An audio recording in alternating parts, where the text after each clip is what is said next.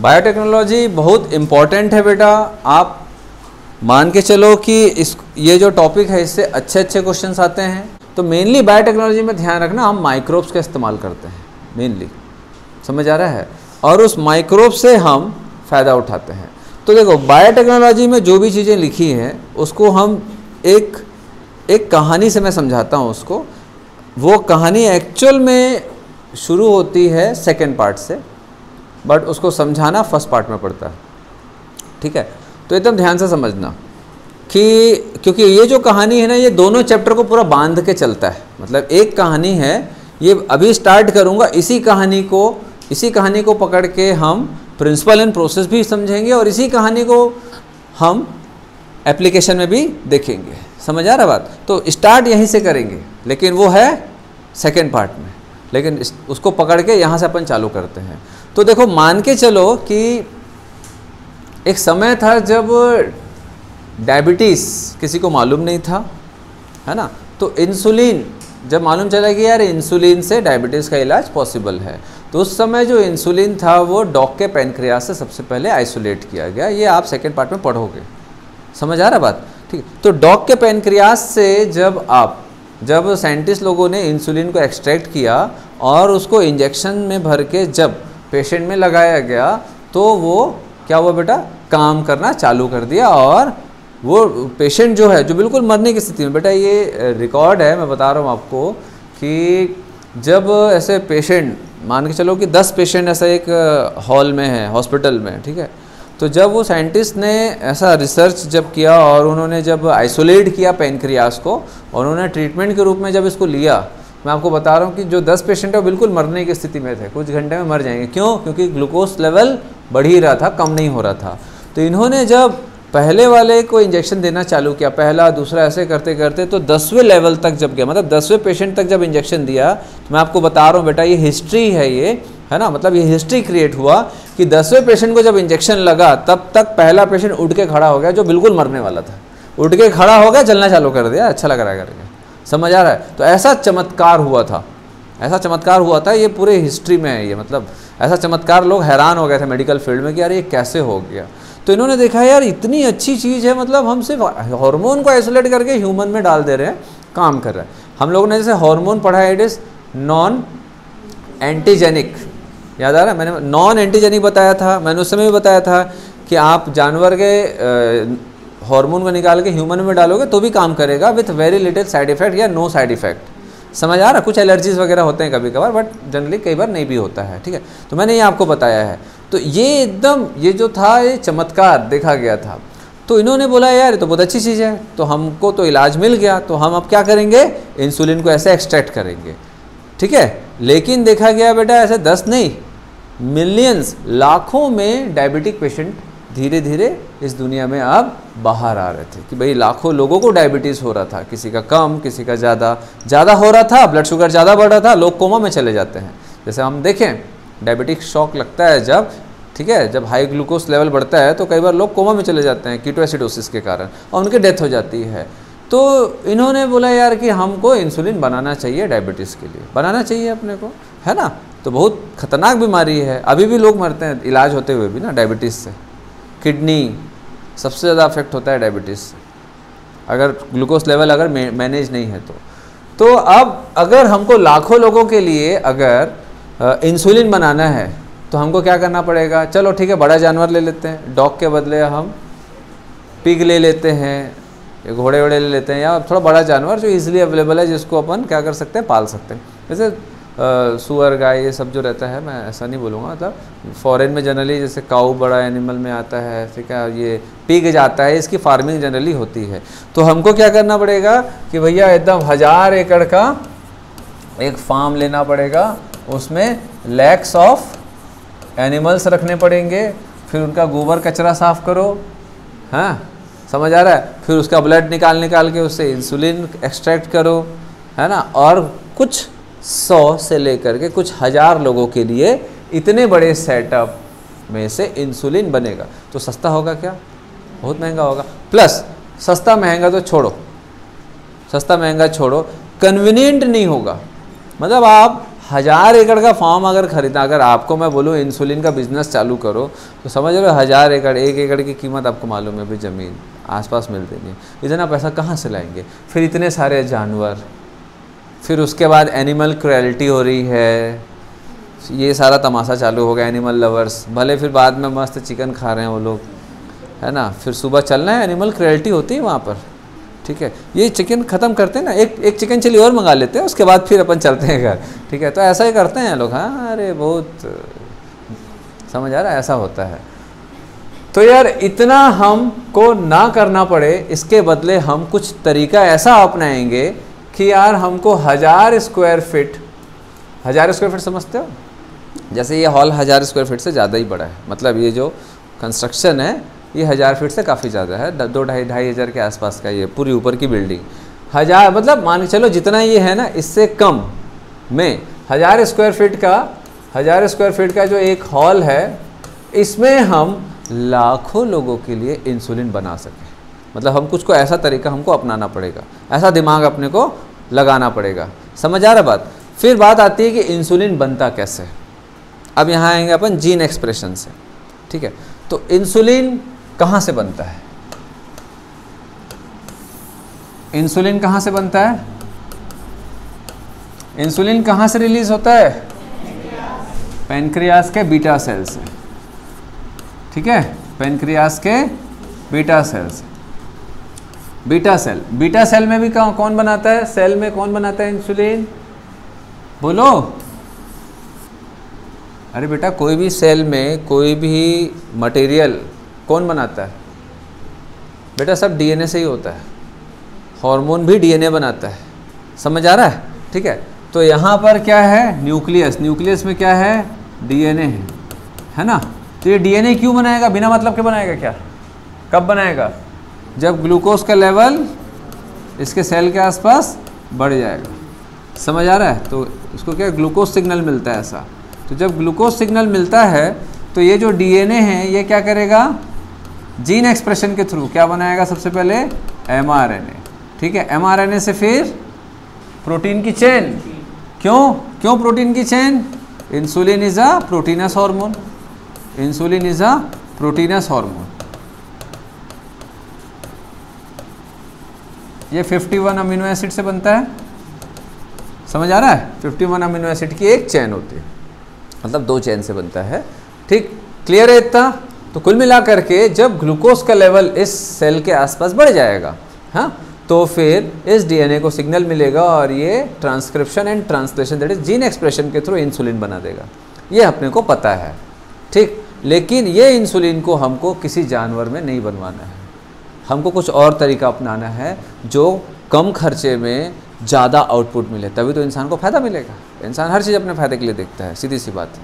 हाँ, कोई भी इंसान बिना फ़ायदे के कुछ नहीं करता है। मैं आपको फैक्ट बता रहा हूँ, अभी आप लोग इस चीज़ को नहीं समझोगे, ठीक है। बट कई बार ऐसा सोचते होगे कि हाँ, कुछ ही लोग होते हैं, 1-8% लोग जो थोड़े से बिना फ़ायदे के काम करते हैं, बट 99% से ज़्यादा लोग सिर्फ फ़ायदे वाले ही काम करते हैं। समझ आ रहा है? बात आती है कि 2 साइंटिस्ट थे, मतलब 2 साइंटिस्ट के ग्रुप जो है वो बैक्टीरिया पे काम कर रहे थे। तो अब इधर देखेंगे हम बैक्टीरिया वाला एक छोटा सा कहानी देखते हैं। एक साइंटिस्ट ने देखा कि बैक्टीरिया के ऊपर ऐसा बैक्टीरियोफेज आके बैठता है और इस बैक्टीरिया को मार देता है। मालूम है वो बैक्टीरिया को मारने वाले वायरस को क्या बोलते हैं? बैक्टीरियोफेज। बैक्टीरियोफेज, ठीक है। फिर कुछ साइंटिस्ट ने देखा कि यार ये बैक्टीरियोफेज जब आता है तो ये बैक्टीरिया मर जाता है, लेकिन बैक्टीरिया इस दुनिया में सबसे खतरनाक ऑर्गेनिज्म में से एक है। जब इस दुनिया में कोई नहीं था तब ये लोग थे, और जब दुनिया में कोई नहीं रहेगा तो भी ये लोग रहेंगे। समझ आ रहा है? जब कोई भी ऑर्गेनिज्म नहीं बचेगा तभी भी ये बचेंगे, इनमें इतनी कैपेबिलिटी होती है। तो जब इन्होंने देखा कि ये बैक्टीरिया ने क्या कर लिया है, ये अपने आप को बचाने के तरीका ढूंढ लिया है, तो कुछ बैक्टीरियोफेज से अब नहीं मर रहे हैं। कैसे नहीं मर रहे हैं? ये जो वायरस का जो जीनोम है, ठीक है, may be DNA may be RNA, ये कैसे काम करता है? ये होस्ट के डीएनए के साथ जुड़ता है, ये जुड़ गया, और ये ठीक वैसे ही है जैसे आप अपनी गाड़ी का चाबी किसी दूसरे को दे दिए, अब गाड़ी कौन चलाएगा? भाई चलाएगा, ठीक है, चाबी जो पकड़ा है वही चलाएगा।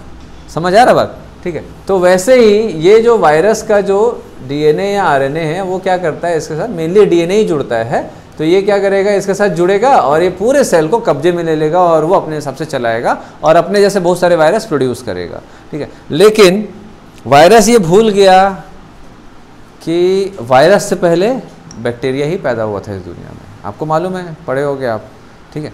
तो अब ये बैक्टीरिया क्या करता है, इसके पास एक अलग से एक सर्कुलर डीएनए होता है जिसको हम क्या बोलते हैं, प्लाज्मिड। लोगों को इसके बारे में तो मालूम था।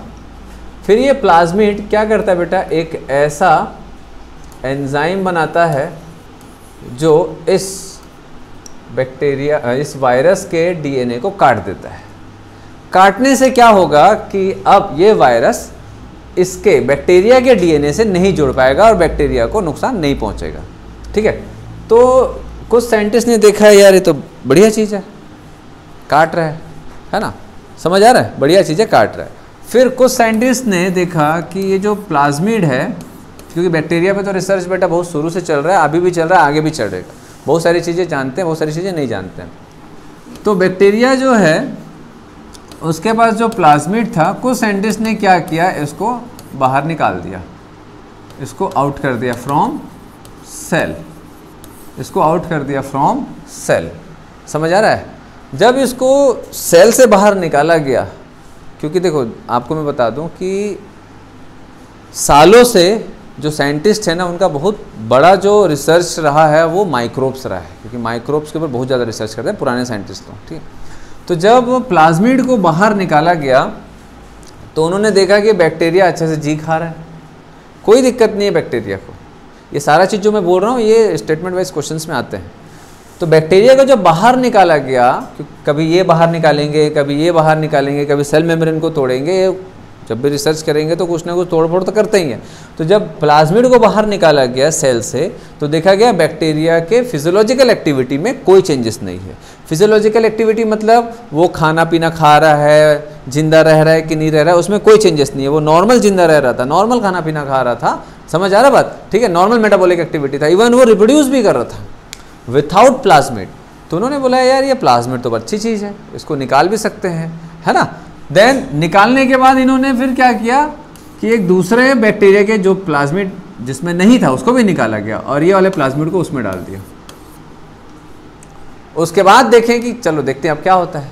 उसके बाद देखें तो पता चला कि भैया ये तो नॉर्मल तरीके से वो वैसे ही रिएक्ट कर रहा है जैसे पहले रिएक्ट कर रहा था। मतलब निकालने पर जो बैक्टीरिया रिएक्ट कर रहा था, किसी दूसरे बैक्टीरिया का प्लाज्मिड निकाल के किसी दूसरे बैक्टीरिया, मतलब सेम जीनस का होना चाहिए, सेम जीनस वाला जो उससे मिलता जुलता वैरायटी का हो, स्ट्रेन होता है ना बैक्टीरिया का, मिलता जुलता स्ट्रेन का हो, तो उसमें जब डाला गया तो देखा गया कि ये जो बैक्टीरिया है ये एकदम नॉर्मल बिहेव कर रहा था। ऐसे नहीं कि मेरा नहीं है इसको बाहर निकालो, ऐसा नहीं, नॉर्मल खाना पीना, रिप्रोडक्शन भी करता। रिप्रोडक्शन मतलब ये डिवाइड भी हो रहा था इसको डालने के बाद, ठीक है।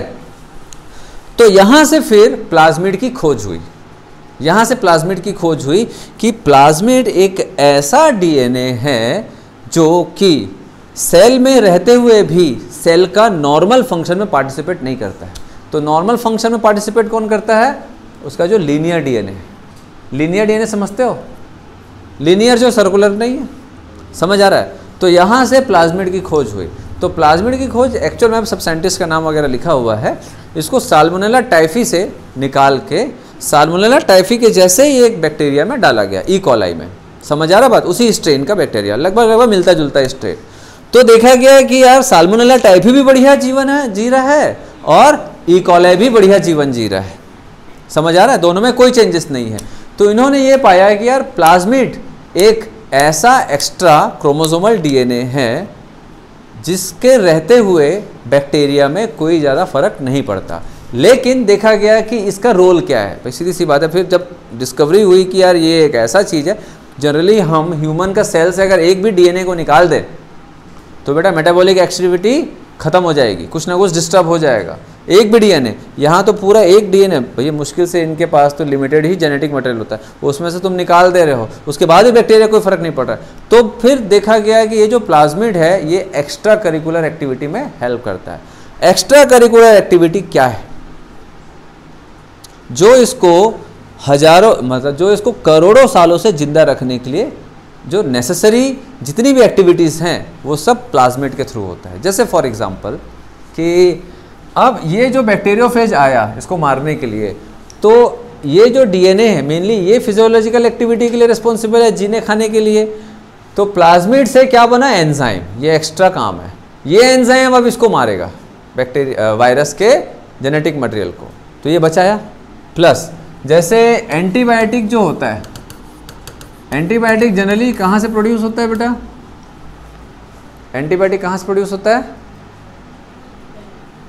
अरे बेटा मेन कौन बनाता है इसको? हाँ, एंटीबायोटिक मेन कौन बनाता है? कौन सा ऑर्गेनिज्म? अरे बोलो ना जोर से। पेनिसिलिन क्या है? वो एंटीबायोटिक का नाम है। अब मैं बोलूँगा भाई साबुन का फैक्ट्री कौन सा है? सरलक्स। और कौन सा पसंद है तुम लोग? आजकल एक फियामा आया है ना,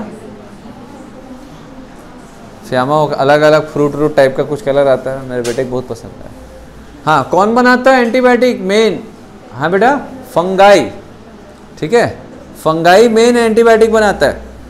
कौन बनाता है? फंगाई। नहीं मालूम है कई लोगों को? बेटा ये इतनी बड़ी डिस्कवरी थी एंटीबायोटिक की, it is a chance discovery. एक होता है खोजना और एक होता है खोजा जाना। मतलब खोजा जाना समझते हो ना, मतलब हम नहीं खोज रहे थे लेकिन वो खोजा गया। जैसे कभी कभी होता है ना कि आप कई साल पहले कुछ चीज़ ढूंढ रहे हो अपने घर में लेकिन वो नहीं मिला, अब अचानक से दिवाली के समय वो खोजा गया। अरे ये तो मिल गया भाई, इसको हम कितने दिन से ढूंढ रहे थे, तो मिल गया, यहाँ पड़ा हुआ है। तो आप खोज तो ना रहे थे उसको, लेकिन वो खोजा गया ना। समझ आ रहा बात? ठीक है, खोजा गया नहीं बोल रहा भाई, खोज, ठीक है, डिस्कवर हो गया वो अपने आप। अच्छा, आपको मालूम है अभी एंटीबायोटिक्स कैसे बनता है? भाई एंटीबायोटिक की डिस्कवरी जो है, एंटीबायोटिक डिस्कवरी जो है एक चांस डिस्कवरी थी, उसका अपन आगे देखेंगे। तो जनरली ये देखा गया है कि जितने फंगाई हैं वही एंटीबायोटिक्स बनाते हैं। क्यों बनाते हैं? ताकि जहाँ वो बैठें चैन से खा पी सके। मतलब बेटा देखो, जहाँ पर फंगाई होगा मतलब वहाँ डिकम्पोजिशन प्रोसेस चालू होगा, जो भी ऑर्गेनिक मटेरियल है उसको डिकम्पोज करता है ना। बैक्टीरिया भी तो वही काम करता है अलग तरीके से। तो बैक्टीरिया और फंगाई एक साथ थोड़ी ना बैठ के खाएंगे कोई चीज़ को। भैया आप जैसे खाना खा रहे हो और कोई बाहर का डॉगी आ गया गेट से बाहर, मैं भी खाऊंगा, थोड़ी ना एक साथ बैठ के खा जाएंगे। तो अपन क्या करते हैं? गेट लगा देते हैं, अपन ऐसे ही करते हैं ना। तो फंगाई क्या करता है? अपने चारों तरफ एक केमिकल का गेट लगा देता है ना, केमिकल सिक्रीट करता है, उसी को हम एंटीबायोटिक बोलते हैं। तो वो केमिकल में बैक्टीरिया का ग्रोथ नहीं हो पाता। समझ आ रहा है? तो ये किसकी ग्रोथ के लिए, किसकी ग्रोथ को रोकने के लिए है? बैक्टीरिया के। अभी बायोटेक्नोलॉजी से हम बैक्टीरिया से ही बैक्टीरिया को मारने के लिए एंटीबायोटिक बनाते हैं। 80-90% से ज़्यादा एंटीबायोटिक्स बैक्टीरिया से बनाया जाता है। लेकिन एक्चुअल में ये किसके लिए बनाया जाता था? बैक्टीरिया के ग्रोथ को रोकने के लिए। कौन बनाता था? फंगाई। लेकिन यार फंगाई को उगाना, उसका कल्चर करना तो बहुत बड़ा सरफेस चाहिए ना, कई एकड़ का चाहिए। लेकिन अब बायोटेक्नोलॉजी की मदद से हम एंटीबायोटिक 1000 स्क्वायर फीट में बिना फंगाई के ही एंटीबायोटिक बनाते हैं। किससे? बैक्टीरिया के इस्तेमाल। तो ये सारी चीज़ें कैसे हो पा रही है? 1000 फीट में हम क्या कर रहे हैं? इंसुलिन बना रहे हैं। कितना? 1000 एकड़ जमीन में लाखों जानवर से जितना इंसुलिन बनता है उससे कई हजार गुना हम इंसुलिन सिर्फ छोटे से कमरे में बना सकते हैं बैक्टीरिया की मदद से। लेकिन ये सिर्फ ऐसे ही नहीं हुआ, बहुत इंपॉर्टेंट डिस्कवरीज से हुआ। पहला तो प्लाज्मिड, जैसे मैंने बताया प्लाज्मिड ट्रेवल कर सकता है एक से दूसरे बैक्टीरिया में। समझ आ रहा है ना? इसको फर्क पड़ना है ना उसको फर्क पड़ना है। समझ आया? नॉर्मल लिविंग की बात कर रहा हूँ। तो प्लाज्मिड की डिस्कवरी ऐसे हुई कि भैया जब ट्रांसफ़र कर करके देखा गया तो देखा गया इसमें कोई दिक्कत नहीं है ना। और प्लाज्मिड का काम क्या है, ये किसी जीन को ट्रांसफ़र कर रहा है। जैसे फॉर एग्जांपल ये जो जीन है जो एंजाइम बना रहा था भैया, ये यहाँ भी जा सकता है दूसरे बैक्टीरिया में, ठीक है। फिर दूसरा जो इंपॉर्टेंट डिस्कवरी थी वो ये एंजाइम की। तो इन्होंने देखा यार ये एंजाइम तो इतना ज़ोरदार है कि वो किसी को भी काट दे रहा है, किसी को भी काट दे रहा है ना। तो ये दो इंपॉर्टेंट डिस्कवरीज थी, पहला प्लाज्मिड, दूसरा रेस्ट्रिक्शन एंडोन्यूक्लियस एंजाइम। अब ये रेस्ट्रिक्शन एंडोन्यूक्लियस क्यों बोलते हैं इस एंजाइम को? भाई जैसे ये डीएनए है ना, डीएनए को क्या बोलते हैं, डीएनए और आरएनए क्या बोलते हैं? न्यूक्लिक एसिड, है ना। न्यूक्लिक एसिड को ब्रेक करने वाले एंजाइम को न्यूक्लियस, है ना, डाइजेस्टिव सिस्टम में पढ़ते हैं हम, न्यूक्लियस एंजाइम। एंडो क्यों बोलते हैं? क्योंकि वो अंदर की तरफ ब्रेक करता है, बाहर की तरफ होगा तो एक्सो, अंदर की तरफ एंडो, ठीक है। रेस्ट्रिक्शन क्यों बोलते हैं? क्योंकि ये किसी स्पेसिफिक पोजीशन पे काटता है, कहीं भी ऐसे नहीं जहाँ मर्जी ऐसे काट दिया ऐसे। भाई जैसे जो टेलर लोग होते हैं देखे होगे आप कपड़ा जैसे सिलाने अभी तो कम देते हैं, जैसे कपड़ा सिलाने दे रहे हो ऐसे थोड़ी ना, आप जैसे ही कपड़ा लाए वो कहीं से भी फाड़ दिया सीधा आपके सामने ही हो, मैं देख लूँगा करके, ऐसा करते हैं क्या? नहीं, बाकायदा पहले एक पोजीशन बनाएंगे, एक लकीरों की खींचेंगे, वहीं से काटना चालू करते हैं। तो वैसे ही ये एंजाइम डीएनए को एकदम स्पेसिफिक जगह से काटता है। तो दो चीज़ें हमको समझ आ गया, क्या? पहला एंजाइम, ठीक है। 3 साइंटिस्ट को नोबेल प्राइज़ मिला, आर्बर, नाथन एंड स्मिथ, ठीक है, ये एंजाइम को खोजने के लिए। लेकिन इससे क्या फ़ायदा होगा? अब देखो बेटा, जो लोग कुछ करना चाहते हैं ना उनको कुछ ना कुछ कहीं ना कहीं से समझ आ ही जाता है। तो हमको क्या चाहिए था कि एक ऐसा टेक्निक जिसमें हम इंसुलिन को बना सकें। तो इंसुलिन बनाने के लिए, ह्यूमन इंसुलिन बनाने के लिए हमको क्या चाहिए भैया? हमको एक सेल चाहिए, उस सेल में इंसुलिन प्रोड्यूस हो, ठीक है। अब इंसुलिन प्रोड्यूस जो होता है वो इस डीएनए से होता है। कौन सा डीएनए? बीटा सेल का डीएनए। तो ये किसका डीएनए है? बीटा सेल का डीएनए है, ठीक है। ये जो बीटा सेल का डीएनए है उसका कोई एक स्पेसिफिक जीन होगा, जीन ऑफ इंसुलिन। यही जीन ऑफ इंसुलिन अपने आप को एक्सप्रेस करेगा किस फॉर्म में? इंसुलिन के फॉर्म में, ठीक है। तो सबसे बड़ा जो चैलेंज था इस डीएनए को कैसे काट के अलग करें। तो यहाँ से हमको एक चीज़ मिल गया कि भैया ये एंजाइम की मदद से हम इसको काट सकते हैं, ठीक है। तो हम क्या करेंगे, इसको इस एंजाइम की मदद से काट दें। काटने के बाद ये आ गया हमारे पास क्या? कौन सा DNA? That is gene of insulin, ठीक है। फिर देखा गया कि ये जो बैक्टीरिया का प्लाज्मिड है इसको हम बाहर निकाल सकते हैं, इसको निकाल सकते हैं। तो निकालने के बाद क्या करेंगे, इसको हम काटेंगे किसकी मदद से? रेस्ट्रिक्शन एंडोन्यूक्लियस की मदद से इसको काटेंगे। काटने पर क्या होगा?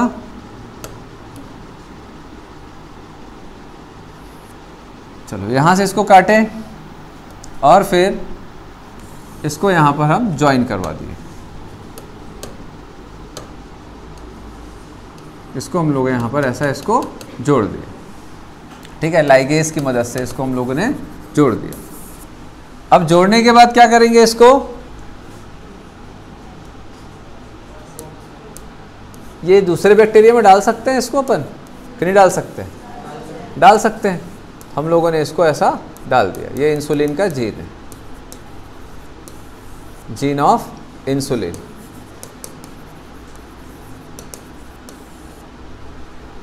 चलो, तो दो इंपॉर्टेंट जो डिस्कवरीज थी, ये एक एंजाइम, दूसरा प्लाज्मिड, ठीक है। तो हमको मेनली इंसुलिन बनाना था। अब वो इंसुलिन हम कैसे बनाएंगे? इस बैक्टीरिया की मदद से। अब इस बैक्टीरिया से हम कैसे इंसुलिन बना सकते हैं? सिंपल सी बात है बेटा, बैक्टीरियल प्लाज्मिड कहीं भी ट्रेवल कर सकता है, कहीं भी मल्टीप्लाई हो सकता है और उसका जीन कहीं भी एक्सप्रेस हो सकता है ना। तो हम लोग क्या कर रहे हैं कि ह्यूमन बीटा सेल, ह्यूमन के पैनक्रियास का बीटा सेल का जीन लिए और उस जीन को हम ट्रांसफ़र किए प्लाज्मिड में और उस प्लाज्मिड को ट्रांसफ़र किए किसी एक पर्टिकुलर बैक्टीरिया स्पेशली ई कॉलाई में, और फिर इसका हम लोग क्या करते हैं, कल्चर करते हैं। तो जब इस बैक्टीरिया का हम कल्चर करेंगे, ठीक है, तो मान के चलो ये एक कल्चर मीडियम है जिसमें हम क्या रख रहे हैं बेटा, बहुत सारा ग्लूकोज, ठीक है, बहुत सारा ग्लूकोज, और यहाँ पर ये बैक्टीरिया है। इस बैक्टीरिया में कौन सा जीन है, gene of insulin, gene of insulin. Insulin का जीन कब एक्टिवेट होता है,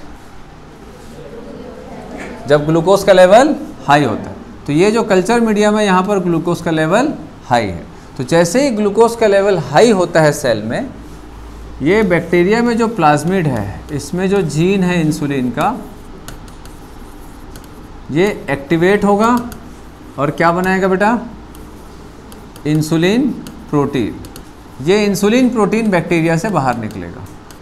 क्यों बाहर निकलेगा, ताकि ग्लूकोज के लेवल को कम कर सके। इसको नहीं मालूम है कि ये कहाँ पर है, हम लोगों ने जीन को बैक्टीरिया में डाला है, इसको नहीं मालूम है कि ये कहाँ पर है, कौन, जीन, ठीक है। अब ये इंसुलिन यहाँ पर बना, सेल से ही बाहर निकलेगा इंसुलिन, ये इंसुलिन यहाँ पर बना।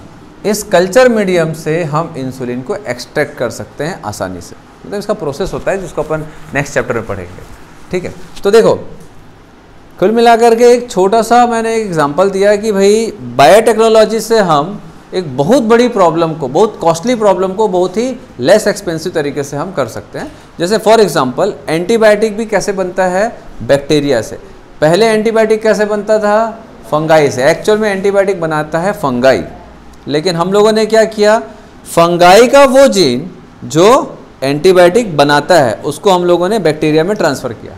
अब इस बैक्टीरिया का कल्चर करेंगे और उससे हम एंटीबायोटिक बनाते हैं। इवन आप लोग जो आजकल जो कपड़ा धोने का जो वॉशिंग पाउडर होता है ना, आप लोग देखे हो कैसे चौंक गए, ठीक है। कई बार वो जो क्या वो कपूर है जो, अरे वो शेफ़ है जो, क्या कपूर, संजीव कपूर, देखे होगे ना, ऐसे ढाबा में बैठ के तमाशा करते हैं, ये डाल रहे हैं वो डाल रहे हैं, घर जाने ऐसा करके घर गए ना, बीवी की अगर कूटेगी उसको, है ना, तू ही दो बेटा मशीन में।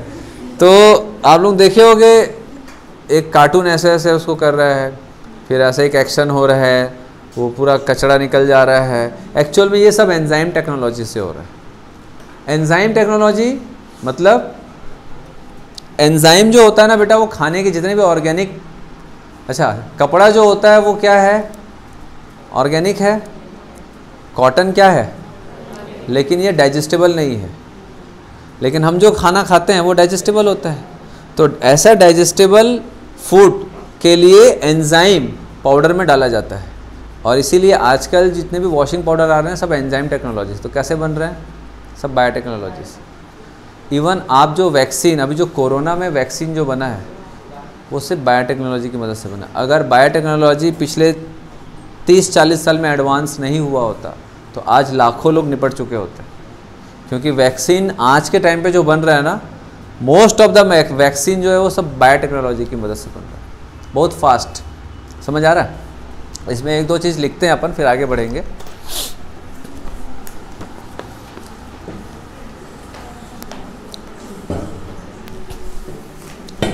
तो बायोटेक्नोलॉजी को एक लाइन में अगर समझाने बोले तो आप कैसे समझाओगे? एक लाइन में ध्यान रखना, cutting and pasting of desired gene. Desired gene कौन सा है हमारा यहाँ पर?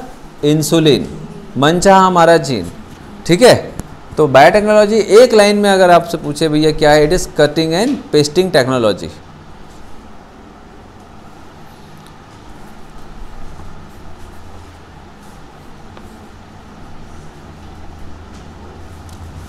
It deals with technique of using, it deals with, heading डालेंगे प्रिंसिपल एंड प्रोसेस। सबसे पहला principle and process,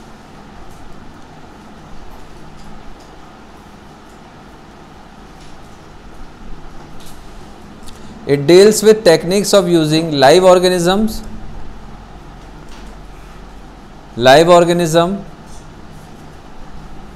or enzyme it deals with techniques of using live organism or enzyme from organisms to produce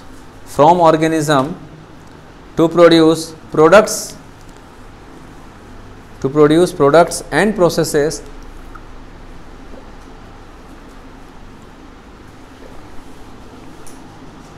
processes useful to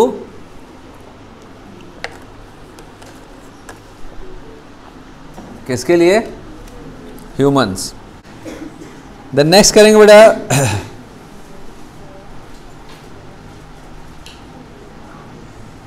The technology mostly involved cutting and pasting of desired DNA fragments। मैं बहुत कम लिखवा रहा हूँ, इसके notes में दूंगा, जो important है ना, वो सब मैं ही लिखवा रहा हूँ। The technology mostly involves cutting and pasting of desired DNA fragments।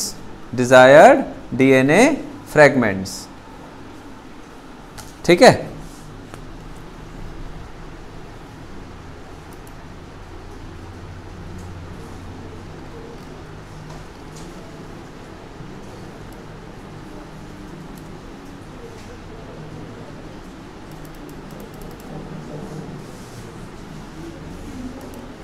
हो गया चलो।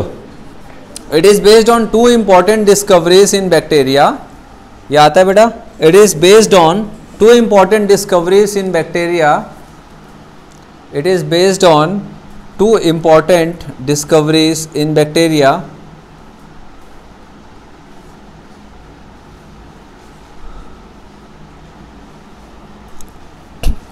प्रेजेंस ऑफ प्लाज्मेट, पहला भाई दो ही चीज़ तो डिस्कवर हुआ था, एक प्लाज्मेट और एक एंजाइम। ये दो डिस्कवरी से ना पूरा खिंचा गया biotechnology. It is based on two important discoveries in bacteria. क्या?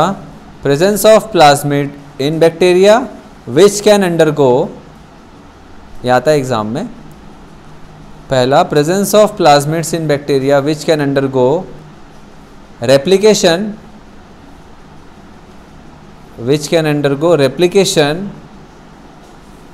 अंडरलाइन करना है इसको, along with and independent of chromosomal DNA,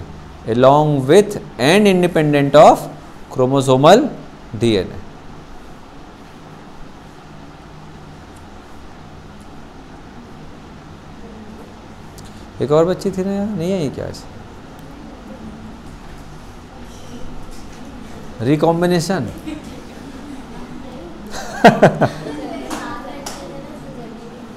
अच्छा, मैं बोला रिकॉम्बिनेशन हो गया क्या? इसके साथ में कोई थी ना? अच्छा, दो जीन अलग हो गए, हाँ। पेयर्ड एलील नहीं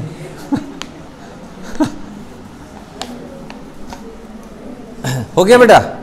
along with and independent of chromosomal DNA, है ना। जैसे एक LIC का एक वो है ना, एक टैगलाइन, जिंदगी के साथ भी जिंदगी के बाद भी, तो वैसे ही ये प्लाज्मिड कैसे रेप्लिकेट करता है?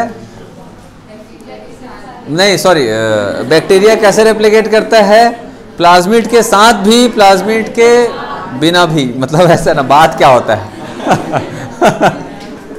प्लाज्मिड के बिना भी और प्लाज्मिड के साथ भी, वैसे ही टाइप का हो गया ना, आता है ना ये सब स्टेटमेंट वगैरह में आता है, ध्यान रखना। देन सेकंड, ऐसा टैगलाइन नहीं आता है, मतलब ये लाइन आता है। सेकंड क्या है बेटा? रेस्ट्रिक्शन एंडोन्यूक्लियस एंजाइम, और उसको अपन क्या बोलते हैं? Molecular scissor. मॉलिक्यूलर सीजर क्यों बोलते हैं भाई? ये बीटा सेल है, इसमें डीएनए है। अब इस डीएनए में ये जो जीन है, ये जो जीन है, अब इस जीन को मेरे को यहाँ से कट करके निकालना है। तो बेटा ये तो डीएनए है ना, डीएनए तो खुद इलेक्ट्रॉन माइक्रोस्कोप ही होता है। आप डीएनए को इलेक्ट्रॉन माइक्रोस्कोप से ही देख पाते हो, क्रोमोसोम को ही आप माइक्रोस्कोप से देख पाते हो। समझ आ रहा है? ठीक है। तो इलेक्ट्रॉन माइक्रोस्कोपी है, ऐसे नॉर्मल आंखों से नहीं दिखता है, तो आप उसको काटोगे कैसे? इनविजिबल कैंची से थोड़ी ना काट दोगे। कैंची से कहाँ है, कैंची कोई ऐसा थोड़ी ना है जो डीएनए लंबा है ऐसे काट दिए फिर जोड़ दिए, ऐसा थोड़ी ना होता है, इसलिए इसको मॉलिक्यूलर सीजर बोलते हैं। ठीक है, बिना छुए काट देता है यहाँ से ऐसा। आगे देखेंगे इसको। देन नेक्स्ट, इसको मॉलिक्यूलर सीजर बोलते हैं। किसने डिस्कवर किया? Discovered by arbor Nathan and Smith. Restriction endonuclease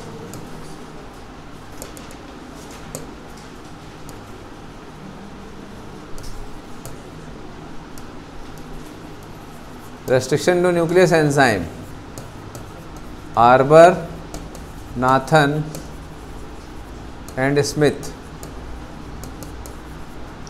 Arber, Nathan and Smith 1970। कब? 1970, 1970। इसको नोबेल प्राइज मिला। अधिकतर लोगों को नोबेल प्राइज़ 8-10 साल बाद ही मिलता है। कोई भी चीज़ जब डिस्कवर करते हैं ना, जब पूरा एकदम यकीन हो जाता है कि हाँ सही है, उसके बाद 8-10 साल, है ना। तो and Nobel prize in 1978, Nobel prize 78। Nobel prize कब मिला? 1978, 1978। जब हमारा देश खाने पीने के लिए जूझ रहा था, तो विदेशी लोग नए नए चीज़ों को डिस्कवर कर रहे थे। नहीं भी कर रहे थे तो अपने आप डिस्कवर हो जा रहा था और हम लोग खाना पीना ही डिस्कवर कर लें, बहुत बड़ी बात थी। वरना आज हम कहीं और होते। अगर अंग्रेज़ हमारे देश पर शासन नहीं करते तो आज एक्चुअल में इंडिया जो रहता है वो सुपर पावर होता है इस दुनिया में। समझ आ रहा है? तो यहाँ, क्योंकि यहाँ का जो दिमाग है वो दुनिया में सबसे सुपीरियर है। इंडियन ब्रेन जो होता है वो दुनिया में सबसे अच्छा माना जाता है। ठीक है, आप ही लोगों को नहीं पता। आप लोग सोचते हो कि भाई अमेरिकन लोग, यूरोपियन लोग बहुत तेज़ दिमाग के होते हैं। सब गधे गधे लोग हैं, सब गधे हैं, पढ़ते लिखते भी नहीं है, सब नशेड़ी गंजेड़ी लोग रहते हैं, खूब ड्रग्स। हाँ, सब बहुत कम दिमाग रहता है इनके पास। कुछ लोग ही आगे बढ़ते हैं, उनकी पॉलिसी और पुराना पैसा है उनके पास, इसीलिए वो लोग ऐसा कर पाते हैं, और कुछ नहीं। जैसे अमेरिका है, ब्रिटेन है, ये सब क्या इधर उधर से लूट खसोट करके पैसा लिया गया है। चलो देन नेक्स्ट देखेंगे, पॉलबर्ग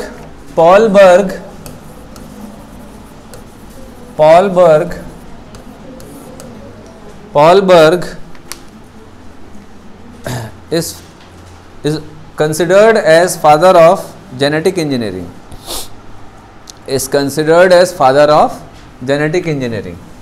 इनको नोबेल प्राइज मिला 1980 में।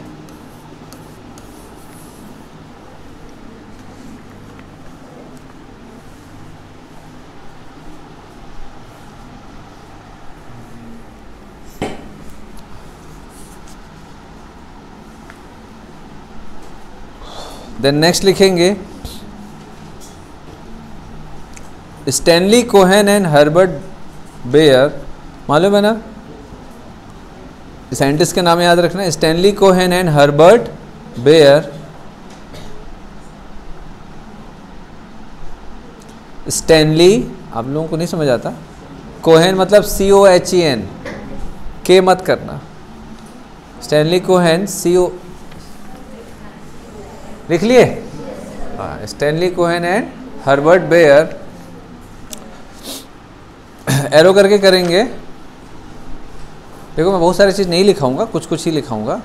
The science of recombinant technology took birth, ये आता है एग्जाम में। The science of recombinant technology, the science of recombinant technology took birth when Cohen and Boyer, when Cohen and Baer were able to, when Cohen and Baer were able to introduce a piece of antibiotic resistant gene, able to introduce a piece of टुकड़ा of antibiotic resistance gene, antibiotic resistance gene containing foreign gene containing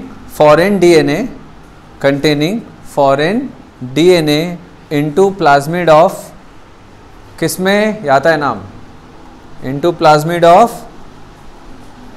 salmonella typhimurium, है ना, ध्यान रखना, into plasmid of salmonella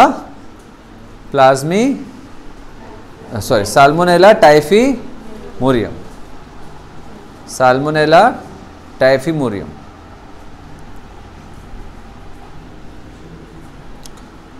next line में old biotechnology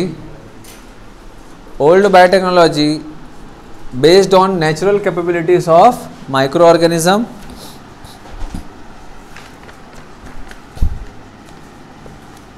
old biotechnology based on natural capabilities of old biotechnology based on natural capabilities of microorganisms, natural capabilities of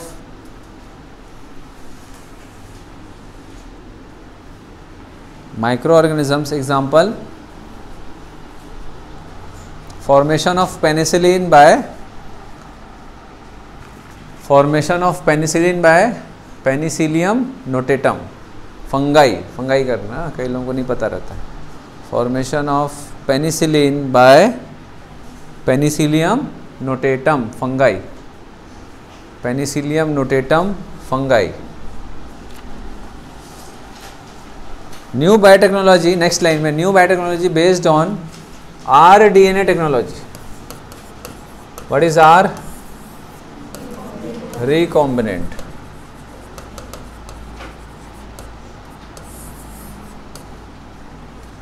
new biotechnology based on rDNA technology.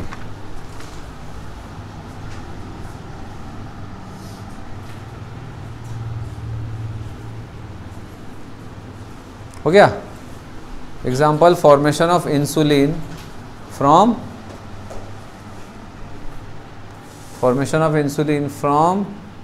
E. coli,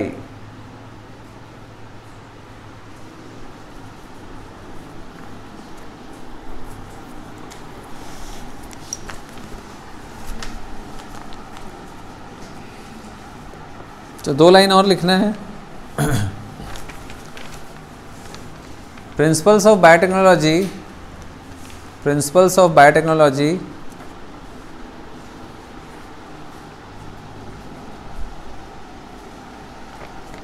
हो गया। उसके नीचे लिखेंगे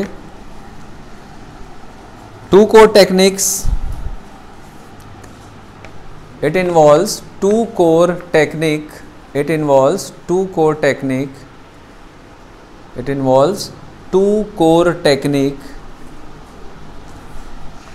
first, ये दोनों important है, हालांकि इजी है बट आपको ध्यान रखना है, ठीक है। First genetic engineering,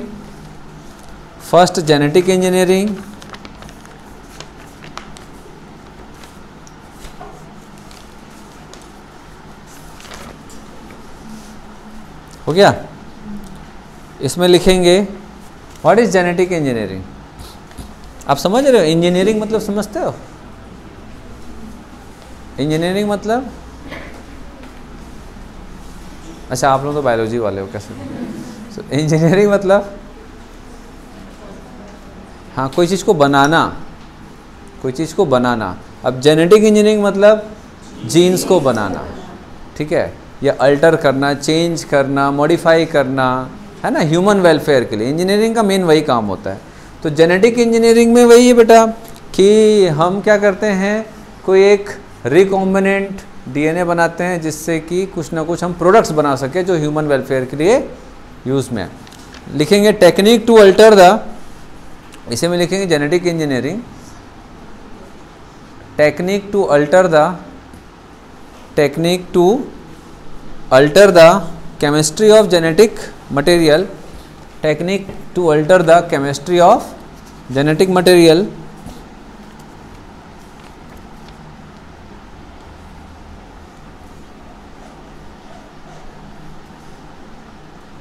technique to alter the chemistry of genetic material to introduce this into host organism, to introduce this into host organisms and thus change the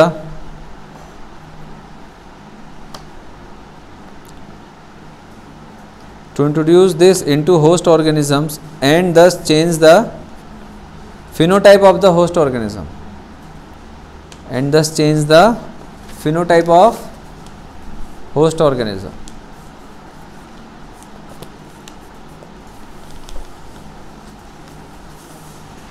हो गया? समझ आ रहा है बात? हम लोगों ने यहाँ पर डीएनए में क्या क्या किया था? बैक्टीरिया के डीएनए में चेंजेस किया है। बैक्टीरिया कुछ और काम करता था, हम उससे क्या काम करवा रहे हैं? इंसुलिन बनवा रहे हैं, तो उसका कैरेक्टर चेंज हो गया। समझ आ रहा है? नेक्स्ट, ये भी इंपॉर्टेंट है, maintenance of sterile, maintenance of sterile, bracket में स्टेराइल समझते हो? हम रिप्रोडक्शन वाले बात नहीं कर रहे हैं। स्टेराइल मतलब कंटेमिनेशन फ्री, है ना?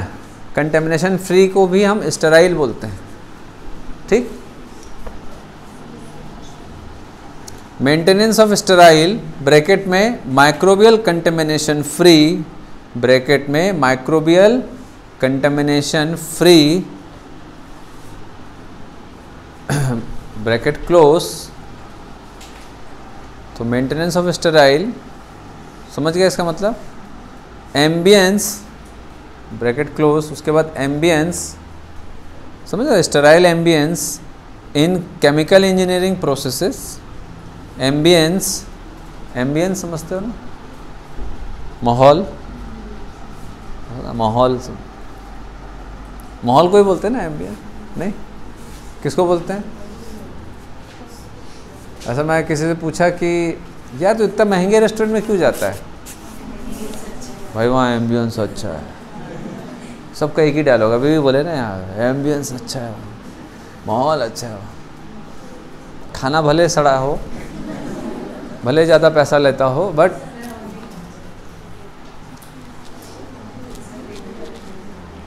रायपुर के जितने भी बड़े डॉक्टर्स वगैरह हैं, आपको जनरली एक जगह मिलते हैं, ज़्यादातर एक रेस्टोरेंट में जाते हैं, साया जी में।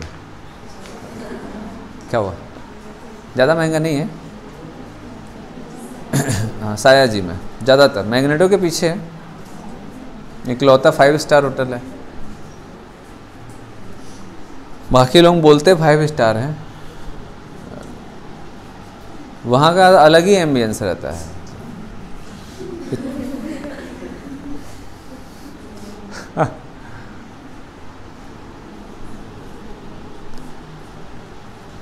चलो,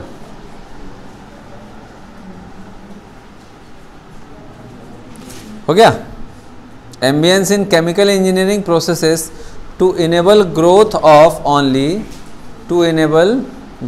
ओनली द डिजायर्ड माइक्रोब और eukaryotic cell, to enable growth of only the desired microbe or eukaryotic cell, desired microbe or eukaryotic cell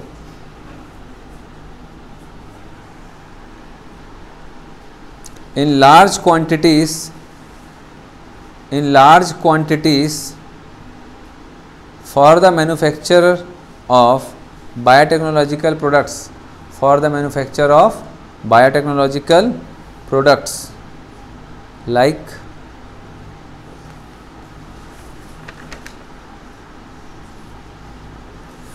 क्या क्या? Antibiotics, vaccine, enzyme etcetera.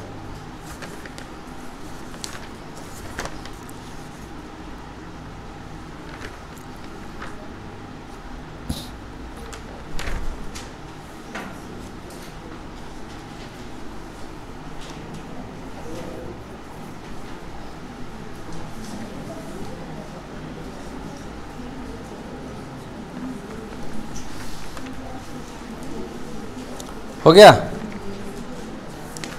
चलो अब देखो यहाँ पर हम लोगों ने दो चीज़ तो देखा कि एक तो प्लाज्मिड की खोज हुई, कैसे हुई भाई? बैक्टीरिया में क्या किए, निकाल के देख रहे थे प्लाज्मिड को, फिर प्लाज्मिड का एंटीबायोटिक रेजिस्टेंट जीन को निकाला, फिर निकाल के देखे ये काम कर रहा है नहीं कर रहा है, बोले हाँ काम कर रहा है। इस जीन को दूसरे में डाला, काम कर रहा है कि नहीं कर रहा है, हाँ कर रहा है। तो यहाँ से प्लाज्मिड की खोज हुई। दूसरा, बैक्टीरियोफेज से बचने के लिए जब ये एंजाइम बना रहा था ताकि अपने आप को बचा सके, तो उस समय रेस्ट्रिक्शन एंजाइम की खोज हुई। ठीक है, तो चलो ये तो खैर थ्योरी वाली बात हो गई। देन नेक्स्ट देखते हैं tools of recombinant DNA technology. इसको अपन समझते हैं अब सीधा, एंजाइम से आएंगे।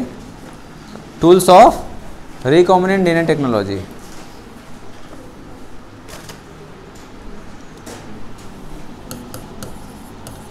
Tools of recombinant DNA technology.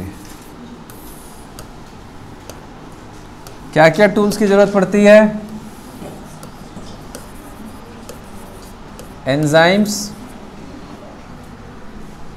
Then cloning, vector.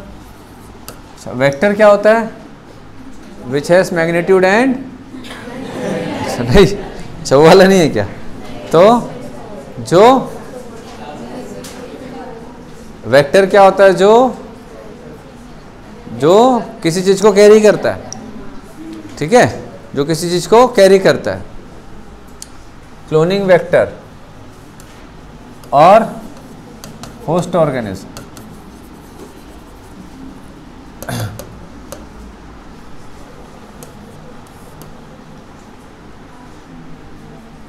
Cloning vector कौन कौन सा है भाई? Example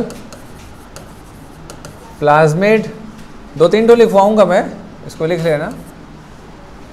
BAC, YAC। BAC क्या है?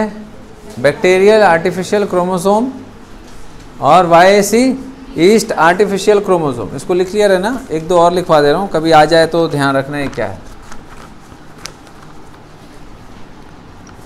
Cosmid and phagemid. Cosmid, फैजमिड।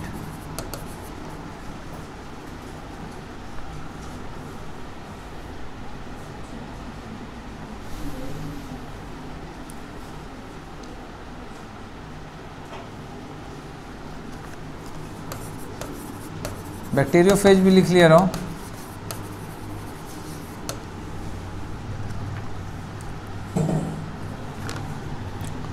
Enzyme में पहला कौन सा? नहीं, lysing enzyme,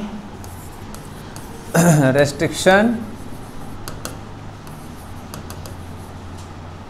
enzyme,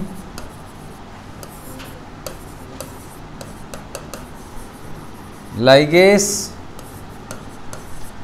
phosphatase,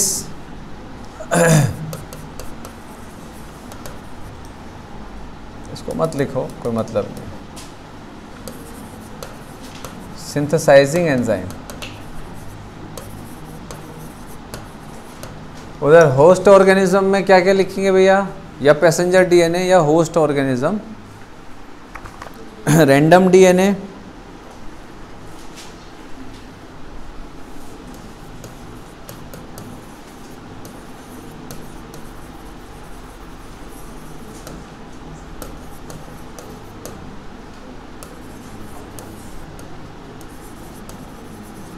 complementary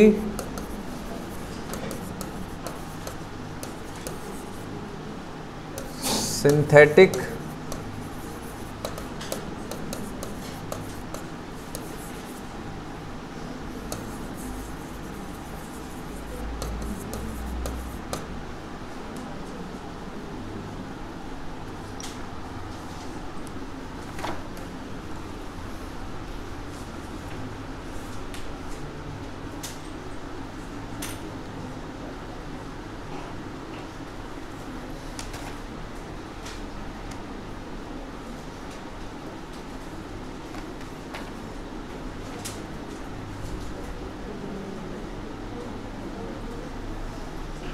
पहले लिखेंगे लाइजिंग enzyme,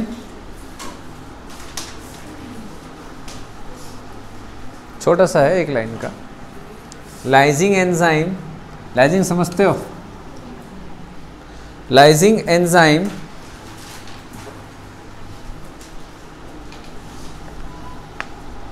used for opening the cell,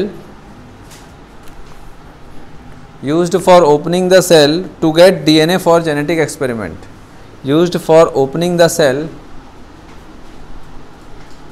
to get DNA for, used for opening the cell to get DNA for genetic engineering.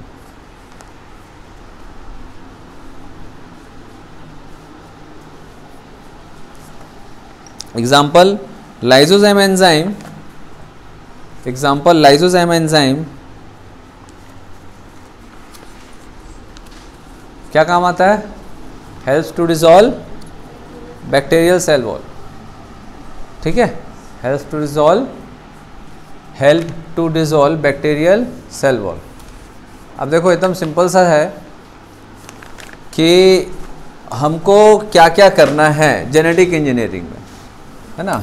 Genetic engineering में हमको क्या करना है, क्या करना है?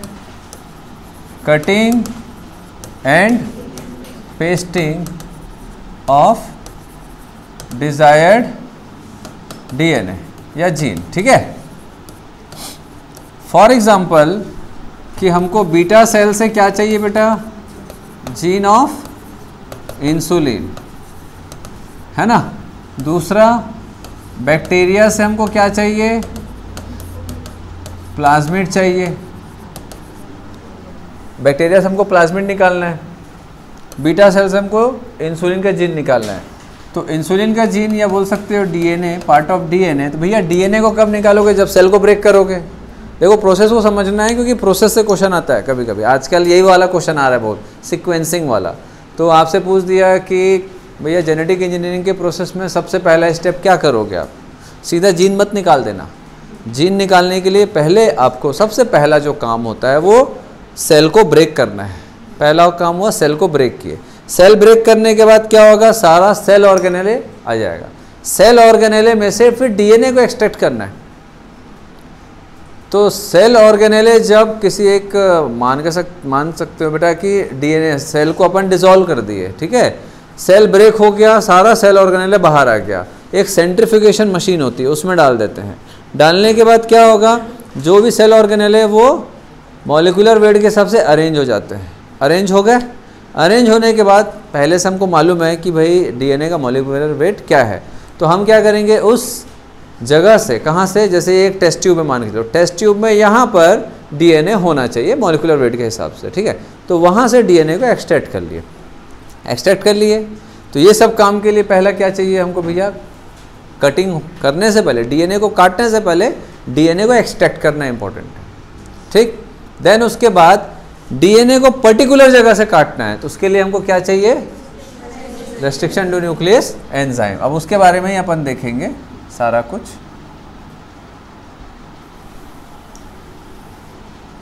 तो फिर नेक्स्ट हमको क्या चाहिए? Restriction endonuclease enzyme. Restriction endonuclease enzyme का नाम क्यों पड़ा ऐसा? नाम से ही समझ आ रहा है। मैं अभी थोड़ी देर पहले बताया, जैसे डीएनए का ये जगह को काटना है, ठीक है। तो रेस्ट्रिक्शन का मतलब इसी जगह को काटना है ना, ऐसा थोड़ी ना कि इसको भी काट रहे हो इसको भी काट रहे हो। यहाँ से ऐसा इसको कट करना है। तो ये रेस्ट्रिक्टेड एरिया हो गया। ऐसा होता है ना कि ये जगह पे जाना नहीं है, रेस्ट्रिक्टेड एरिया। रेस्ट्रिक्शन एंडोन्यूक्लियस क्यों बोल रहे हैं? क्योंकि जेनेटिक मटेरियल को बीच से काट रहा है ना। न्यूक्लियस किसको बोलते हैं? डीएनएस और आरएनएस। डीएनएस और आरएनएस मतलब न्यूक्लिक एसिड, डीएनए आरएनए को ब्रेक करने वाले एंजाइम को न्यूक्लियस एंजाइम बोलते हैं। अच्छा मुझे बताओ, न्यूक्लियस एंजाइम इन जनरल हमारी बॉडी में कहाँ से रिलीज होता है? कौन बताएगा? बहुत इंपॉर्टेंट है। पिछले 6 साल में 2 बार ये क्वेश्चन रिपीट हो चुका है। न्यूक्लियस एंजाइम हमारे डाइजेस्टिव सिस्टम में कौन से ग्लैंड से रिलीज होता है?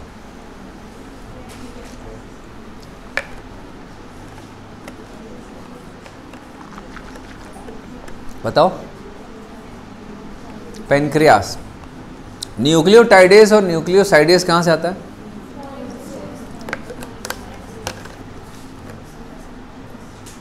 स्मॉल इंटेस्टाइन है ना, वो स्मॉल इंटेस्टाइन का एंजाइम है। Nucleus, pancreas.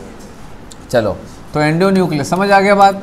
अब ये जो रेस्ट्रिक्शन एंडोन्यूक्लियस एंजाइम है ये प्लाज्मिड से ही बनता है बेटा। ये प्लाज्मिड है, ठीक है। प्लाज्मिड में कुछ पार्ट ऑफ डीएनए होता है। Plasmid is also a double stranded circular DNA. Plasmid क्या होता है? Double stranded circular DNA. Double stranded circular DNA. इसका जो जीन होगा बेटा, कोई भी एक पर्टिकुलर जीन, वो एक पर्टिकुलर रेस्ट्रिक्शन एंडोन्यूक्लियस एंजाइम बनाता है, आरई। रेस्ट्रिक्शन एंडोन्यूक्लियस एंजाइम को हम हमेशा क्या बोलेंगे? आरई, ठीक है। अब ये कहाँ पर कट करता है? कटिंग साइट क्या है इसका? कट करेगा ये, तो ये जहाँ भी कट करेगा वो हिस्सा पैलिंड्रोम होता है। कहाँ कट करता है? पैलिंड्रोम में। मैंने आपको बता दिया एंडोन्यूक्लियस क्यों बोलते हैं, रेस्ट्रिक्शन क्यों बोलते हैं, क्योंकि वो हमेशा ऐसे जगह पे काटता है जहाँ पर पैलिंड्रोम पाया जाता है। पैलिंड्रोम क्या होता है? हाँ, दोनों साइड क्या भाई, जैसे ये डीएनए है ना, जैसे A C T C T C A T, ऐसा, ठीक है। टी सी जी सी, ऐसा।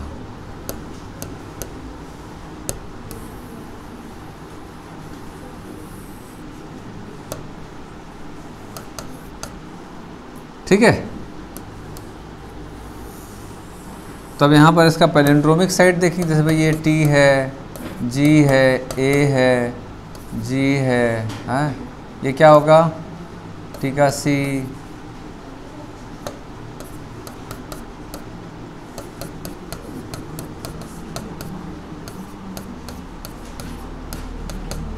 ऐसा। अब वो डबल बॉन्ड ट्रिपल बॉन्ड मैं यहाँ पर नहीं बनाया हूँ, ठीक है। डबल ट्रिपल नहीं बनाया हूँ, ऐसा मत सोचना एक एक होता है क्या सर करके। तो हाइड्रोजन बॉन्ड डबल और ट्रिपल नहीं बनाया हो यहाँ पर, ठीक है। तो अब जब रेस्ट्रिक्शन टू न्यूक्लियस, जब इस मान के चलो कि यहाँ पर इसको कट करना है ना, इसके अंदर बीच में कहीं कट करना है, तो इसको जब काटना होगा तो वो ऐसे जगह को ढूंढेगा कि जब 5' to 3' जाएंगे और जब इधर से राइट से लेफ्ट 5 to 3' जाएंगे तो दोनों जगह न्यूक्लियोटाइड बेस सीक्वेंस सिमिलर हो। एक ऐसा पार्ट को कट करेगा जहाँ पर न्यूक्लियोटाइड का बेस सीक्वेंस सिमिलर होगा। तो यहाँ पर ऐसा कौन सा है जहाँ पर लेफ़्ट टू राइट जाएंगे और राइट टू लेफ्ट जाएंगे? तो GAATTC है ना। तो अगर आप देखोगे ये वाला हिस्सा दिख रहा है GAATTC, ये वाला हिस्सा GAATTC, लेफ़्ट टू राइट जा रहे हैं, लेफ़्ट ले लो, ये राइट ले लो ऊपर, और नीचे राइट टू लेफ़्ट ले लो। तो इधर से इधर जाओ चाहे इधर से इधर जाओ, देखोगे तो सेम सीक्वेंस मिलेगा। देख रहे हो GAATTC और इधर GAATTC, समझ आ रहा है? जैसे होता है ना बेटा कि Malayalam, madam, left to right जाओगे तो मैडम है, राइट टू लेफ़्ट में भी मैडम है। मैडम लोग कहीं से भी मैडम ही है ना। सर लोग एक ही साइड से सर। हाँ चलो, समझ आ रहा है? जैसे नमन, किसी का नाम है कि नमन, लेफ़्ट टू राइट भी नमन और राइट टू लेफ्ट भी नमन। और कुछ पता है क्या आप लोगों को? मॉम, मॉम, डैड, पापा नहीं है बेटा, वो तो अपाप हो जाएगा। पापा का उल्टा अपाप हो जाएगा। और कुछ होता है क्या? पॉप, पॉप्स, और बस समझ गया ना आप लोग? हाँ ठीक है। तो इसको क्या बोलते हैं बेटा? Palindromic site. हमेशा ध्यान रखेंगे कहाँ से कट करता है? पैलिंड्रोमिक साइट से। कौन? Restriction endonuclease. तो क्यों ऐसा करता है ये? आता है एग्जाम में, क्यों ऐसा करता है? To produce overhanging structure, overhanging and sticky end, to produce overhanging and sticky end. ठीक है, अब ये ओवरहैंगिंग और स्टिकी एंड क्या है? देखो ध्यान से, कहाँ गया? अच्छा, जैसे फॉर एग्जांपल इधर देखो बेटा, जी और ए के बीच से काट रहा है ये, और यहाँ पर भी जी और ए के बीच से काटेगा। तो अब इसको अपन खोल देते हैं, कट करने के बाद ये कैसे खुलेगा?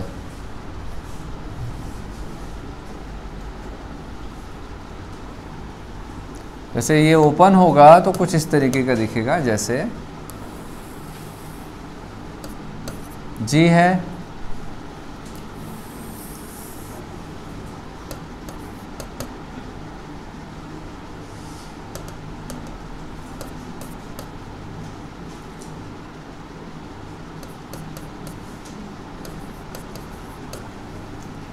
और यहाँ पर कट किए हैं, है ना? तो यहाँ का जी गायब है।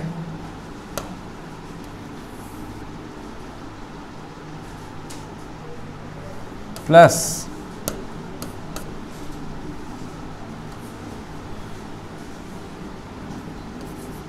AATTC,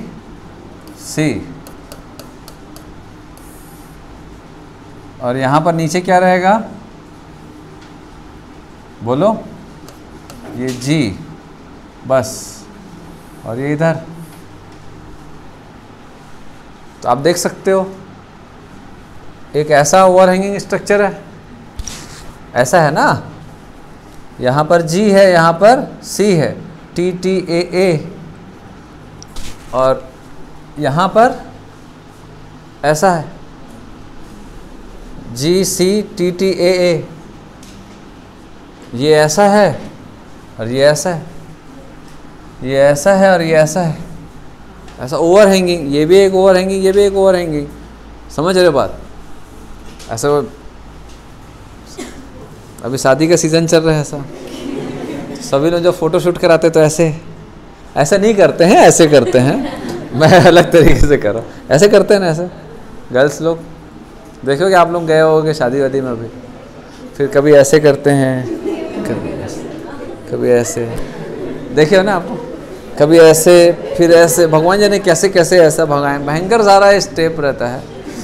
कभी ऐसे मेहंदी भी दिखाते हैं, ऐसा, फिर इधर का मेहंदी, फिर ऐसा, फिर थोड़ा सा ऐसा झांकते हुए ऐसे ही करते हैं ना, भारी तमाशा होता है।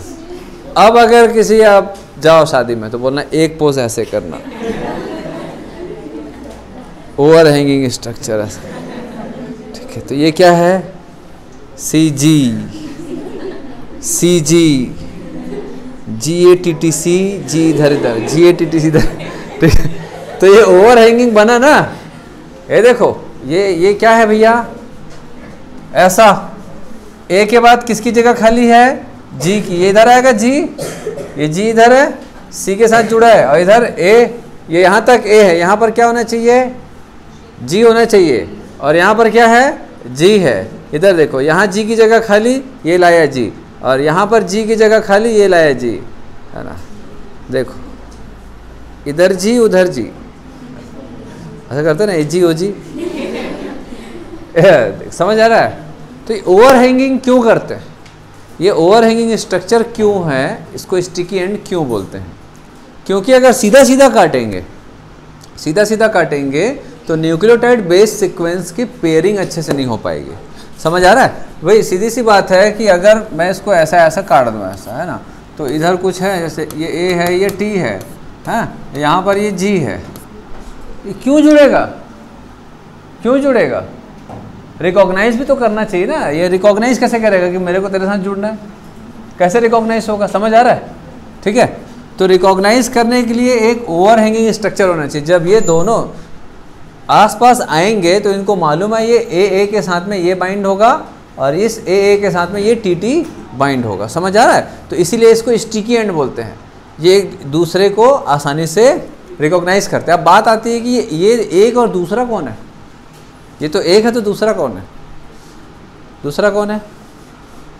जैसे फॉर एग्जांपल ध्यान से देखो, ये मान के चलो ये किसका डीएनए है?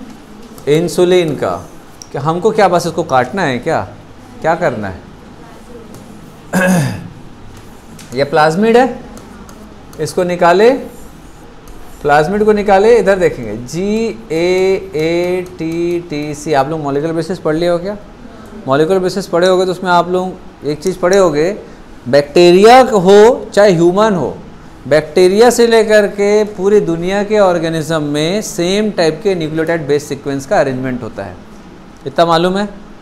अगर कोई प्रोटीन को एक कोई कोड का जो चेन है वो अगर किसी प्रोटीन को कोड कर रहा है तो बैक्टीरिया में भी वही सेम कोडिंग उसी प्रोटीन को कोड करेगा जिसमें हमारे में करेगा।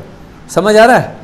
तो इस दुनिया में मॉलिक्यूलर बेसिस के हिसाब से भाई जितने भी ऑर्गेनिज्म है सेम टाइप के प्रोटीन को सेम कोड करता है, सेम कोडिंग से ही वो कोड होता है।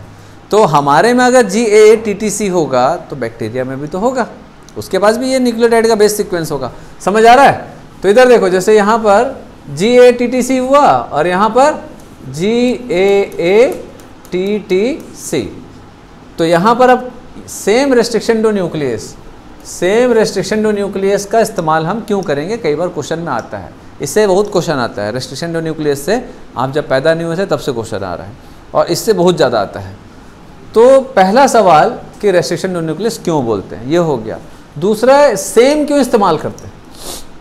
तीसरा, ये पैलिंड्रोमिक साइड पे क्यों कट करता है, उससे क्या फ़ायदा होता है? समझ आ रहा है? तो सेम रेस्ट्रिक्शन टू न्यूक्लियस से हम बैक्टीरियल प्लाज्मिड को भी काटेंगे और इंसुलिन के डीएनए को भी काटेंगे। समझ आ रहा है? क्यों ऐसा करते हैं? ताकि सेम स्टिकी एंड प्रोड्यूस हो सके, सेम स्टिकी एंड प्रोड्यूस हो सके। भाई जैसे आप कभी कभी दो कलर को जोड़ना होगा, जैसे आप लोग जैसे कुछ क्राफ्ट्स वगैरह बनाते होगे बचपन में, अगर बनाए होगे तो जैसे कोई पेपर है, इसको ऐसे कट किए वाइट कलर का, है ना, और दूसरे कलर के पेपर को भी आप कैसे कट करोगे? उसी के हिसाब से कट करोगे ना, ऐसे, ताकि वो उसमें फिट हो सके। सिंपल है ये तो, है ना। तो रेस्ट्रिक्शन टू न्यूक्लियस भी वही काम करता है कि वो सेम हर एक रेस्ट्रिक्शन एंजाइम एक स्पेसिफिक लोकेशन पे काटता है। और हमारे पास ऐसे ढेर सारे एंजाइम, अलग अलग एंजाइम अलग अलग साइड पे कट करता है। जैसे फॉर एग्जांपल ये रेस्ट्रिक्शन टू न्यूक्लियस कहाँ पर कट कर रहा है? G और A के बीच में। ये एंजाइम कहाँ पर कट करेगा? सिर्फ G और A, और कहीं कट नहीं करेगा। G और A भी कौन सा? पैलिंड्रोमिक G और A। समझ आया बात? पैलिंड्रोम में भी स्पेसिफिक जगह पे कट करेगा। तो सेम एंजाइम से अगर हम दोनों को कट करेंगे तो क्या होगा? ये G और A के बीच में काटेगा और यहाँ G और A के बीच में काटेगा। तो यहाँ पर क्या होगा बेटा? यहाँ भी एक ओवरहैंगिंग स्ट्रक्चर, समझ रहे हो बात? मैं इसको हटा देता हूँ, थोड़ा बड़ा करता हूँ तब थोड़ा और समझ आएगा। अब देखो, यहाँ से कट किए, ध्यान से देखना, GAATTC हटा दिए और यहाँ पर G बस है ना,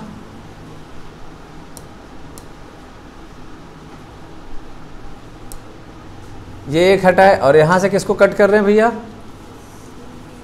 बोलो, ये G को हटाए ना यहाँ से, बस ये इसको।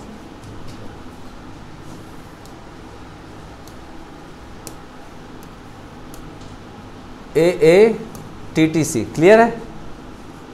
क्या सेपरेट हो गया यहाँ से? क्या सेपरेट हो गया? AATTC सेपरेट हुआ और यहाँ से क्या सेपरेट हुआ? G। ये हिस्सा ऐसा सेपरेट हो गया, ठीक है? क्लियर है इतना? अब यहाँ देखना, ये जो एंड है यहाँ पर क्या है? एक GATTC है यहाँ पर कहीं, इसको डालेंगे कि इसको डालेंगे, बताओ कौन सा फिट होगा?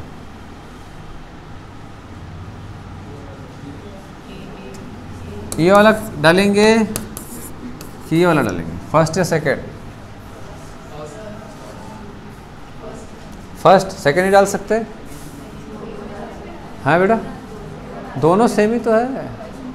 अगर हमारा इंसुलिन का जीन ये वाला है तो इसको उठा के डालेंगे, और अगर ये वाला है तो इसको उठा के डालेंगे, क्योंकि इसमें भी वही ओवर हैंगिंग स्ट्रक्चर है।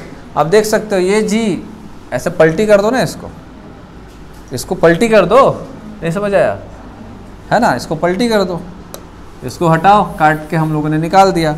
अब क्या करेंगे? ये जी इधर लाएंगे, किधर? इधर लाएंगे जी, नहीं समझ आया? ये वाला हिस्सा यहाँ आएगा, ये बन गया, और ये वाला हिस्सा इधर आएगा, AATT। इसको ऐसे करके इधर डाल दो। ये ऐसा है ना बेटा, समझ रहे हो? ऐसा है। अब इसको ऐसे कर दो, तो यहाँ से AATTC, समझ आ रहा है? तो पहला, क्यों रेस्ट्रिक्शन टू न्यूक्लियस बोलते हैं, किसने डिस्कवर किया? 2 क्वेश्चन। तीसरा, ये कहाँ पर कट करता है? पैलिंड्रोमिक साइट, वो भी एक स्पेसिफिक जगह पर, है ना? क्यों ऐसा करता है? To produce sticky end, overhanging sticky end, है ना? अगर ऐसा कट करेगा तो क्या होगा? रिकॉग्निशन नहीं होगा ना। ऐसा कट करेगा तो जुड़ना है कि नहीं, रिकॉग्निशन कैसे होगा? और यहाँ पर अगर एक ही जैसा साइड पे कट किया है तो भैया यहाँ पर GATTC कट किया है, यहाँ GATTC कट किया है, ये आसानी से इसको रिकॉग्नाइज कर लेगा, ताकि रिकॉग्निशन आसान हो सके स्टिकी एंड के कारण। ठीक है, क्लियर हो रहा है?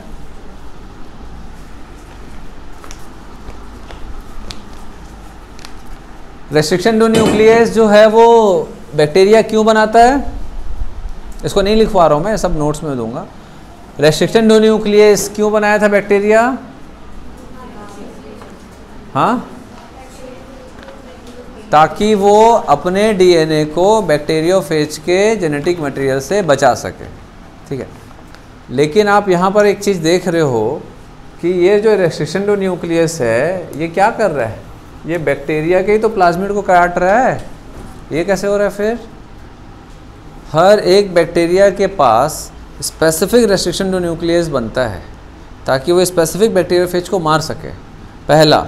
दूसरा, हर बैक्टीरिया, जो भी बैक्टीरिया जिस टाइप का रेस्ट्रिक्शन टू न्यूक्लियस बनाएगा, मान के चलो कि ये एक टाइप का है, ठीक है, टाइप 1, अगर ये एक टाइप का रेस्ट्रिक्शन टू न्यूक्लियस बना रहा है तो इससे बचने के लिए अपने पास एक एंटीडोट भी रखेगा। मतलब जैसे जहर बनता है तो एंटीडोट भी बनता है ना, वैसे ही अगर कोई बैक्टीरिया किसी भी एक प्रकार का रेस्ट्रिक्शन टू न्यूक्लियस बना रहा है तो उससे बचने के उपाय भी करता है। समझ आ रहा बात? लेकिन ये बैक्टीरिया दूसरा है और ये एंजाइम किसी दूसरे बैक्टीरिया का है। समझ आ रहा है? इसीलिए इसने इसके अगेंस्ट एंटीडोट नहीं बनाया है। वो एंटीडोट क्या होता है? मिथाइलेशन। मिथाइलेशन, मिथाइलेशन क्या होता है? मिथाइल ग्रुप को ऐड कर देता है G और A के बीच में। देखो ध्यान से समझना, ठीक है, आता है इसमें भी कि ये इसका डिफेंस मैकेनिज्म के थ्रू है। रेस्ट्रिक्शन एंडोन्यूक्लियस बैक्टीरिया क्यों बनाता है? As a defence mechanism, bacteriophage से अपने आप को बचाने के लिए। लेकिन बेटा कि इसके पास भी तो G और A है होगा, तो वो खुद के DNA को भी तो काट सकता है, क्योंकि ये तो मॉलिक्यूलर सीजर है। तो ये क्या करता है, जब भी रेस्ट्रिक्शन टू न्यूक्लियस एंजाइम बनाता है, साथ में मिथाइल ग्रुप को इस जगह पे ऐड कर देगा, इस जगह पे ऐड कर देगा। समझ आ रहा है? मिथाइल ग्रुप ऐड होने से ये restriction endonuclease particular site को काट नहीं पाता है। समझ आ रहा है? ठीक है, तो चौथा जो क्वेश्चन आता है इसमें कि मिथाइलेशन क्या है, ये अपने आप को कैसे बचाता है। क्लियर हो रहा है बात? चलो, ये सब तो इंट्रोडक्शन था। मेन इंपॉर्टेंट चीज़ तो बेटा नेक्स्ट क्लास में अपन डिस्कस करेंगे। प्लाज्मिड वगैरह ठीक है, gel electrophoresis, plasmid, selectable marker,